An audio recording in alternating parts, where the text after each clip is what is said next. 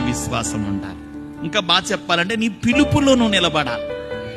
కొంతకాలం ఉత్సాహంగా సాగి, కొంతకాలం ప్రోత్సాహంగా సాగి, కొంతకాలం బలంగా సాగి, కొంతకాలం నమ్మకంగా సాగి, కొంతకాలం ఆసక్తిగా సాగి, కొంతకాలం తర్వాత చతికిలు పడిపోకూడదు. నీ పిలుపులో లాస్ట్ సెకండ్ వరకు నీ పిలుపులో నువ్వు నిలబడాలి.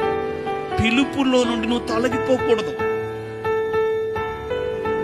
అంటే ఏదో కొద్ది కాలము, కొద్ది నెలలు, కొద్ది సంవత్సరాలు నీ ఆత్మీయ జీవితంలో నువ్వు ఎంతో ఆసక్తితో, ఎంతో విశ్వాసంతో, ఎంతో పట్టుదలతో నువ్వు నడిచేవు. ఆ నడిచిన నువ్వు ఆ పిలుపును నీ జీవిత కాలమంతా, నీ తుది శ్వాస వరకు నీ పిలుపును నువ్వు నెరవేర్చుకునే బిడ్డగా ఉండాలి. ఆయన మిమ్మల్ని పిలుచుకున్నాడు. దేవుని పిలుపు నీ మీద ఉంది. ఆ పిలుపును బట్టే చాలా కాలం దేవుని కోసం ఒక ఉన్నతమైన సాహసమైన కార్యాలు నువ్వు చేశావు. చేయలేదంటలేదు, నువ్వు చేశావు.